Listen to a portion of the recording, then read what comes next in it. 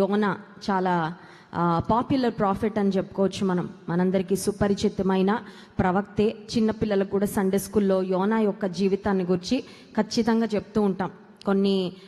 కొంతమంది ప్రవక్తలు లేదంటే ప్రవచన గ్రంథాల గురించి మనకు అంత అవగాహన ఉండకపోవచ్చు, కానీ యోనా యొక్క జీవితము చాలా సింపుల్గా మనకు కనబడుతుంది. మొదటి అధ్యాయంలో యోనా యొక్క అవిధేయత మనకు కనబడితే, రెండవ అధ్యాయంలో యోనా యొక్క అవిధేయతకు తను ఎదుర్కొన్న కాన్సిక్వెన్సెస్, పర్యవసానాలు యోనా గ్రంథంలో స్పష్టంగా మనము గమనించగలము. ఈరోజు దేవుని లేఖనంలో నుండి యోనా దైవజనుడు చేసిన ప్రార్థన, ఈ దైవజనుడు చేసిన ప్రార్థన వంటి ప్రార్థన మరొకటి మనకి బైబిల్ గ్రంథంలో కనబడదు అని మనం చెప్పుకోవచ్చు. ఎందుకంటే because of the situation from which he prayed, ఎటువంటి స్థితిలో ఉండి యోనా ప్రార్థన చేశాడు అనే స్థితి అది బహుశా ఇంకెవరికి రాదు.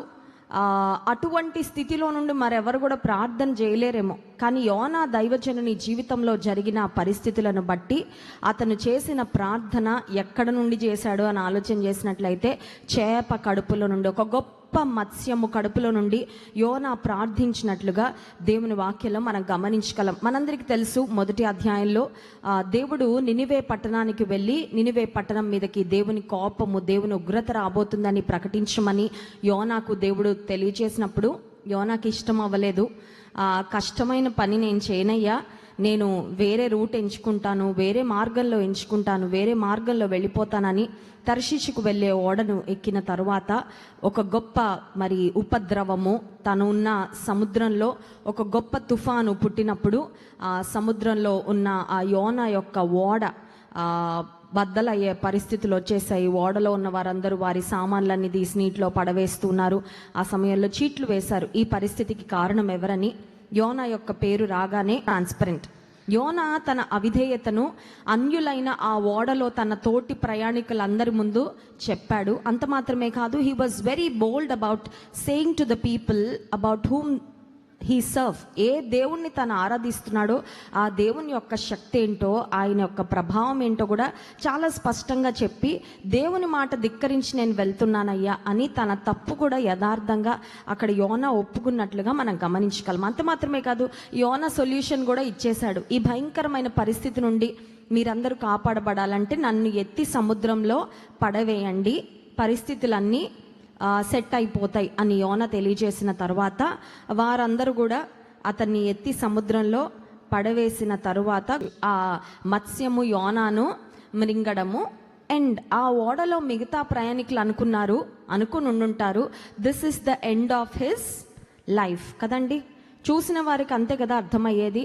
ఆ చేప కడుపులో యోనా సర్వైవ్ అవుతాడని, యోనా చేప కడుపులో నుండి ప్రార్థన చేస్తాడని ఎవ్వరు కూడా ఎక్స్పెక్ట్ చేసి ఉండరు, ఎవరు గెస్ట్ చేసి ఉండరు. ఐఎమ్ ష్యూర్ ఎవ్రీబడి థాట్ అతను చేసిన పాపానికి ప్రతిఫలాన్ని అనుభవిస్తున్నాడు, ఇంకా నయం మనకి సొల్యూషన్ అన్న చెప్పాడు, లేకపోతే మనందరం కూడా సముద్రంలో చనిపోవాల్సి వచ్చేది అని బహుశా they felt relief for their situation.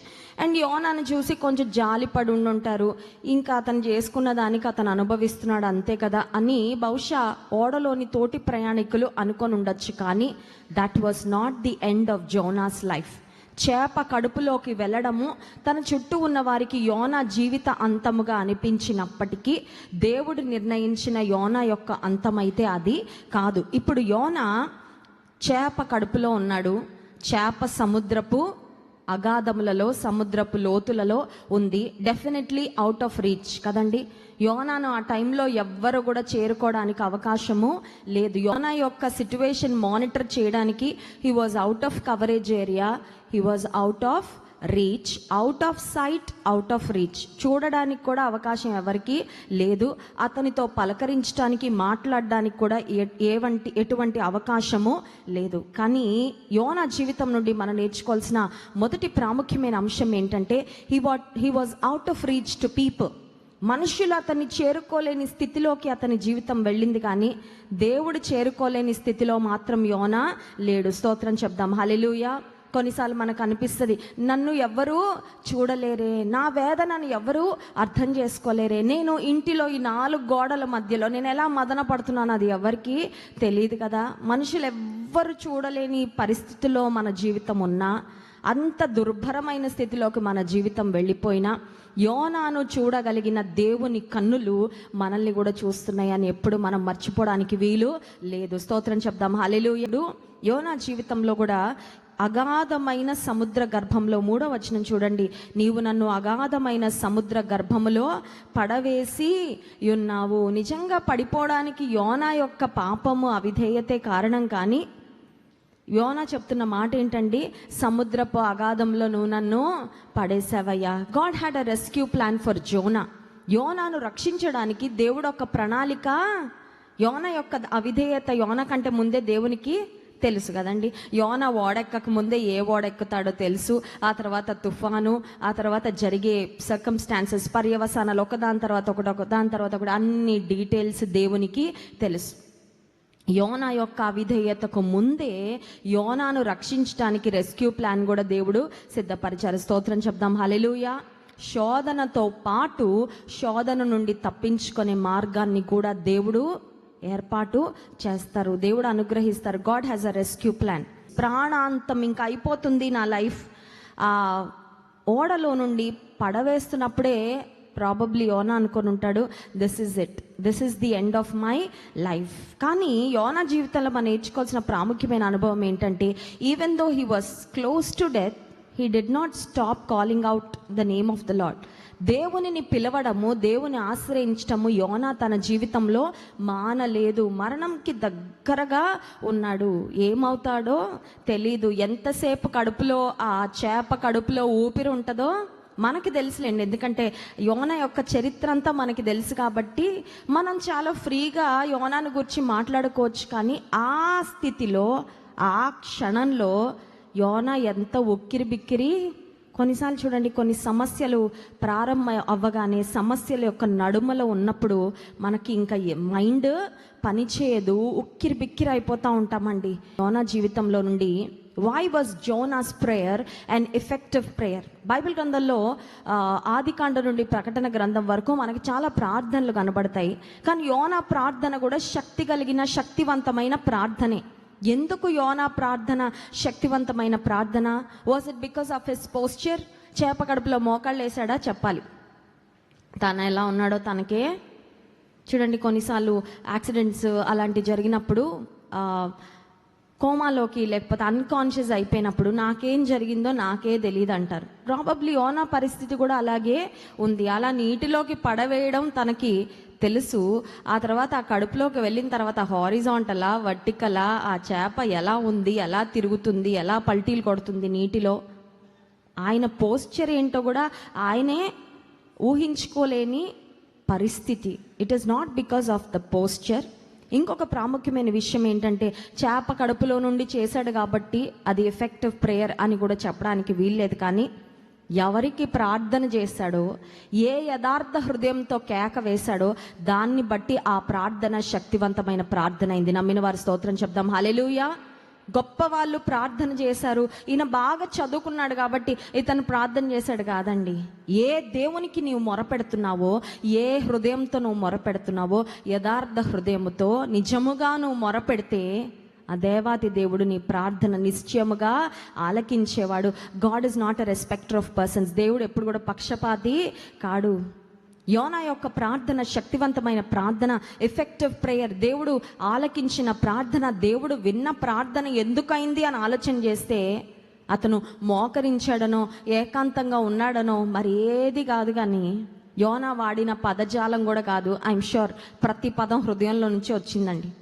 ఎందుకంటే మామూలుగా సుఖంగా ఉన్నప్పుడు పరిస్థితులన్నీ మన ప్రార్థనలు పై ప్రార్థనలుగా వస్తాయేమో, కానీ కష్టంలో ఉన్నప్పుడు మాత్రం మన ప్రార్థనలు చాలా రియల్గా, చాలా డీప్గా ఉంటాయి కదా. నిజంగా మనం ఏం ఫీల్ అయ్యామో అదే దేవుని సన్నిధిలో చెప్పుకుంటాము. యోనా జీవితంలో it was definitely a heartful prayer. హృదయపూర్వకంగా చేసిన ప్రార్థన, ఆపదలో దేవుని మొరపెట్టుకున్న ప్రార్థన. అంత మాత్రమే కాదు, విశ్వాసంతో యోనా చేసిన ప్రార్థన. యోనా ఒకటి నమ్మాడు, నా దేవుడు ఈ స్థితిలో నేను చేసిన ప్రార్థన నన్నైతే ఆయన త్రోసివేయడు. స్తోత్రం చెప్దాం. హల్లెలూయా. కొన్ని రకాలైన మొక్కలు అవి సముద్రంలో పెరుగుతూ ఉంటాయి. అవి పచ్చగా ఉంటాయి. చాలా స్లైమీగా ఉంటాయి. ఎందుకంటే నీటిలో ఉండడం వలన వాటి యొక్క వాసన కానీ, ఆ తర్వాత అవి చుట్టుకుంటే కొన్నిసార్లు ఈతకి వెళ్ళిన వారు ఆ కాళ్ళకి ఆ నాచు అలాంటివి చుట్టేసి వాళ్ళ కాళ్ళని పట్టేయడం వల్ల మునిగిపోయే సంఘటనలు కూడా చాలా మనం చదువుతూ ఉంటాం, వింటూ ఉంటాం. సముద్రపు నాచు నన్ను చుట్టుకొని ఉన్నది. అది చాలా తన జీవితంలో అదొక దయనీయమైన పరిస్థితి. He was surrounded with very unpleasant circumstances. చాలా భయంకరమైన పరిస్థితులు బయట అతన్ని చుట్టుకొని ఉంటే తన మానసిక స్థితి ఏంటి అని ఒకసారి ఆలోచన చేస్తే I'm sure he was filled with guilt and shame. చాలా అపరాధ భావనతో, చాలా అవమానకరంగా ఫీల్ అవుతూ ఉండుంటాడు. ఎందుకంటే నేను జీవము కలిగిన దేవుని ప్రవక్తను, దేవుడు చెప్పిన పని నేను చెయ్యలేక ఈ స్థితికి నా బ్రతుకు వచ్చేసిందా, అందరికీ చెప్పి నన్ను సముద్రంలో పడవేయమని చెప్పే స్థితికి నా జీవితం వచ్చేసిందా అని ఖచ్చితంగా అపరాధ భావన యోనా జీవితంలో వచ్చుండొచ్చు. He was covered with very unpleasant circumstances, not just on the outside but also on the inside. హృదయంలో కూడా చాలా అపరాధ భావన, చాలా సిగ్గు, అవమానకరమైన పరిస్థితి తన మనసులో ఉంది, బయట కూడా అలాగే ఉంది. కానీ అటువంటి స్థితిలో యోనా చేసిన ఒక శ్రేష్టమైన పని ఏంటంటే, ఇంత దుర్భరంగా నా పరిస్థితి ఉంటే ఇక నేను ప్రార్థన చెయ్యను అని అనుకోలేదు. ఆయన వాత్సల్యత మన ఎడల నూతనముగా పుట్టుచున్నది. స్తోత్రం చెప్దాం. హల్లెలూయా. His love is fresh for us. దేవుని ప్రేమ మన ఎడల ఎప్పుడు కూడా ఉంటానే, నూతనంగానే ఉంటుందండి. ఆయన మనతో విసిగిపోయి ఐఎమ్ డన్ విత్ యూ, ఇంకా నేను మీకు ఛాన్స్ ఇవ్వను, ఇంకా నీకు చాలా అవకాశాలు ఇచ్చేసాను అని యోనాను అనుకొని ఉండుంటే, యోనా ఆ రోజు సముద్రపు అగాధంలోకి వెళ్ళిపోయి ఒక ఆఖరు ప్రార్థన చేసుకొని దేవుని రాజ్యానికి చేరిపోయేవాడు. But our God is a God of second chances. మన దేవుడు అవకాశాలు చూద్దాం, ఇంకా అవకాశం ఇద్దాం, మారుతాడేమో, మారుతుందేమో. మనలో చాలామంది చెప్పగలం, దేవుడు మనకు అవకాశాలు ఇచ్చాడు కాబట్టే బ్రతకడానికి మళ్ళీ మనము బ్రతికి బట్టగట్టాం. అవునా కాదా? God has given us chances. కొంతమందికి 2 అవకాశాలు, కొంతమందికి 3 అవకాశాలు, కొంతమందికి ఎన్ని అవకాశాలో వాళ్ళకే లెక్క ఉండదు. చాలాసార్లు అండి చనిపోబోయి బ్రతికానండి. అవన్నీ నీకు దేవుడు ఇస్తున్న అవకాశాలు మర్చిపోతున్నావా? అవన్నీ లక్ ద్వారా, లేదు ప్రమాదం అలా వెంట్రుక వాసిలో తప్పిందంటారు కదా, ఆల్మోస్ట్ ఇంకా వెరీ నారో ఎస్కేప్ అండి. అది లక్కీగా కాదు జరిగింది నీ జీవితంలో, అది దేవుడు నీకు ఇచ్చిన ఒక another chance to change your self, another chance to turn to him, another chance to come close to him. ఆయన దగ్గర రావడానికి ఇంకొక అవకాశం. నువ్వు అవకాశాలు తీసుకుంటా ఉన్నావు కానీ మార్పు ఉందా మన జీవితంలో? Zona was in the worst circumstances in his life. అత్యంత దుర్భర పరిస్థితుల్లో యోనా ఉన్నాడు. అత్యంత దుర్భర పరిస్థితుల్లో హీ డిడ్ 3 బెస్ట్ థింగ్స్. ఇది చాలా ఆశ్చర్యం అనిపిస్తుంది. ఒక వర్స్ట్ సిచ్యువేషన్లోంచి ఏదైనా మంచి వస్తుందా బయటికి? ఒక పెయిన్ఫుల్ సర్కమ్స్టాన్స్లో నుంచి వెళ్ళే వారికి ఒక మారా వంటి అనుభవంలోంచి మధురం ఏమన్నా బయటకు వస్తుందా? ఒక దుర్భర స్థితిలో నుండి ఆశీర్వాదకరమైనది ఏదైనా బయటకి వస్తుందా? మనకు అలా అనిపిస్తుంది. యోనా తన జీవితంలో అత్యంత దుర్భరమైన పరిస్థితుల గుండా వెళ్తూ 3 శ్రేష్టమైన పనులు చేశాడండి. మొట్టమొదటి పని, తాను చేసిన శ్రేష్టమైన పని ఆయన తల్లి గుర్తురాలా, ఆయన తండ్రి గుర్తురాలా, ఆయన స్నేహితులు గుర్తురాలా, లేకపోతే ఏది మిస్ అయిపోయానో అవేమీ గుర్తురాలా. He remembered God. సముద్రపు అగాధంలో నుండి యోనా ఎవరిని జ్ఞాపకం చేసుకున్నాడు? దేవుణ్ణి యోనా జ్ఞాపకం చేసుకున్నాడు కాబట్టి దేవుడు యోనాని జ్ఞాపకం చేసుకున్నాడు. స్తోత్రం చెప్దాం. హల్లెలూయా. మనం ఎప్పుడు జ్ఞాపకం చేసుకుంటూనే ఉండాలండి. ఎవరిని? దేవుని జ్ఞాపకం చేసుకుంటూనే. దినంలో మనం మధ్యలో ఎన్ని ఆలోచనలు వెళ్ళిపోతూ ఉంటాయి. Bullet train, super fast train లాగా కదా, టక్ టక్ టక్ టక్ స్విచ్ అయిపోతూ ఉంటాయి. కొంతమంది బ్రెయిన్స్ ఉంటాయి, మామూలు బ్రెయిన్లు కాదు, ఐన్స్టీన్ బ్రెయిన్తో పోటీ పడిపోతూ ఉంటాయి. అప్పుడే ఒక ఆలోచన, అప్పుడే ఇంకొక ఆలోచన, రకరకాల ఆలోచన. ఆ ఆలోచనలు అన్నిటిలో దేవుని గురించిన ఆలోచనలు ఎన్నో ఆలోచిస్తున్నాం. కరెక్టే. మనల్ని గురించి ఎన్నో ఆలోచించుకుంటాం, మన భవిష్యత్తును గురించి ఎన్నో ఆలోచించుకుంటాం, మన స్నేహితుల గురించి ఎన్నో ఆలోచిస్తాం, మన శత్రువుల గురించి ఎన్నో ఆలోచిస్తాం, ప్రపంచంలో జరిగే వాటిని గురించి ఎన్నో ఆలోచిస్తాం. కాదనట్లేదు. వాటిలో దేవుని గురించిన ఆలోచనలు ఎన్ని? యోనా అంటున్నాడు, నేను దేవుని జ్ఞాపకం చేసుకున్నా. I remembered God in my distress, I remembered God in my trouble. దేవుడు కూడా యోనాని జ్ఞాపకం చేసుకున్నాడండి. మొదటి అంశము దేవుని జ్ఞాపకం చేసుకున్నాడు. రెండవదిగా మొదటి ప్రార్థన మొదలుపెట్టాడు. ఇంత వర్స్ట్ సర్కమ్స్టాన్స్లో నాకు ప్రార్థన రావట్లేదండి, నోరు తెరిచి చేయలేకపోతున్నా. నోరు తెరిచి ఎవరు చేయమన్నారు? నోరు మూసుకొని మనసులో ప్రార్థన. చాలాసార్లు మనం ఎన్ని ఎక్స్క్యూజెస్ ఇస్తాం కదండి, ఇవాళే ప్రార్థన చేద్దాం అనుకున్నాండి, ఇవాళ నుంచి మోకాలు నొప్పులు స్టార్ట్ అయినాయండి, అందుకనే ప్రార్థన ఈరోజు చేద్దాం అనుకున్నానండి, ఈరోజే బంధువులు వచ్చారండి. చాలాసార్లు ఏదో ఒక కారణం ఉంటుంది మనం ప్రార్థించకుండా వాయిదాలు వేయడానికి, పోస్ట్ పోన్ చేయడానికి. యోనా నాకు తెలిసి నోరు తెరిచి కేక వేసే పరిస్థితుల్లో లేడు, కానీ దేవుని జ్ఞాపకం చేసుకున్నాడు. దేవునికి ఆ మత్స్యము కడుపులో. యోనా చేసిన సెకండ్ బెస్ట్ థింగ్ ఏంటంటే he prayed from the belly of the fish. మూడవదిగా మనం చూసినట్లయితే తనున్న ఆ భౌతిక పరమైన పరిస్థితులు, తన మానసికమైన స్థితిలో అసలు కృతజ్ఞతాస్తుతులు చెల్లించడానికి స్కోపే, కానీ స్తుతి ఒక శ్రేష్టమైన ఆయుధము. స్తోత్రం చెప్దాం. హల్లెలూయా. Praise is a weapon. స్తుతి ఒక ఆయుధము. ఆ ఆయుధాన్ని కలిగి ఉన్నాడు దైవజనుడు. చాలా దుర్భరంగా ఉంది పరిస్థితి, కానీ నేను కృతజ్ఞతాస్తుతులు. చూడండి, 2వ అధ్యాయం 1వ వచనం నుండి 9వ వచనం వరకు ప్రార్థనే. అయ్యా యోనా, ఇంత ప్రార్థన ఎలా చేయగలిగావయ్యా? దేవుని ప్రవక్త, దేవుని మాటలు ప్రకటించే దైవజనుడే. అవిధేయత అయితే చూపించాడు, కానీ దేవునితో కనెక్షన్ అయితే తెగిపోలా. నువ్వు ఒక్కొక్కసారి దేవుని మాటకు అవిధేయత చూపించినప్పుడు అపవాది ఏమంటాడు తెలుసా? మన చెవు దగ్గరకు వచ్చి, ఇంక నువ్వు దేవుని బిడ్డవి కాదు, feel ashamed of your self. నీ స్థితిని బట్టి నువ్వు సిగ్గుపడు, నువ్వు ఇంకా ప్రార్థన చెయ్యకు, నువ్వు చేసిన దేవుడు వినరు, నిన్ను ముందులాగా దేవుడు ప్రేమించడు. ఇలాంటి మాటలు. యోనా దేవుని ప్రవక్త అవ్వకుండా మానలేదు. దేవుడు యోనాను పట్టించుకోవడము ఆపలేదు. దేవుడు యోనా ప్రార్థనను త్రోసివేయలేదు. ఆ తర్వాత కూడా మనం చూస్తే దేవుడు మళ్ళీ యోనాతో మాట్లాడాడండి. God again spoke to Zona.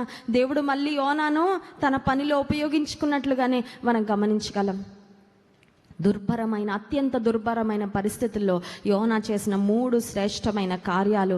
దేవుని జ్ఞాపకం చేసుకున్నాడు, రెండవది దేవునికి ప్రార్థన చేశాడు, మూడవదిగా దేవునికి కృతజ్ఞతాస్తుతులు చెల్లించాడు. ఈ 3 అవ్వగానే విడుదల వచ్చేసింది. స్తోత్రం చెప్దాం. హల్లెలూయా. కాలం పగలు రాత్రి చూసుకోవడానికి వాచ్ కానీ, సూర్య ఉదయించడము అస్తమించడం చూసే పరిస్థితి లేదండి. ఎందుకంటే చేప కడుపులో కళ్ళు కూడా మూసుకొనే మరి ముక్కు, మరి అతని పరిస్థితులు వి కెనాట్ ఈవెన్ ఇమాజిన్. ఎంత భయంకరంగా యోనా పరిస్థితి ఉండుంటుందో. ఎప్పుడు బయట పడతాను, నేను నీకు కృతజ్ఞత చెల్లిస్తానయ్యా, నా మొక్కుబళ్ళు నీకు చెల్లిస్తా. యోనా ప్రార్థించడము ఆపగానే దేవుడు వెంటనే యోనా జీవితంలో ఒక గొప్ప విడుదల. యోనా యొక్క ప్రార్థనను జ్ఞాపకం చేసుకున్న మనము ఒకటే తెలుసుకోవాలి, అదేంటంటే ఏ స్థితిలో ఉన్నా మనము ప్రార్థన చేయవచ్చు. No matter how horrible, how terrible, how worst a circumstances are, we can still call upon the name of the Lord. మనం ఆయనను పిలవచ్చు. నువ్వు మొరపెట్టుకో దేవుని సన్నిధిలో. యోనా ప్రార్థన విన్న దేవుడు మన ప్రార్థన కూడా నిశ్చయంగా ఆలకిస్తాడు.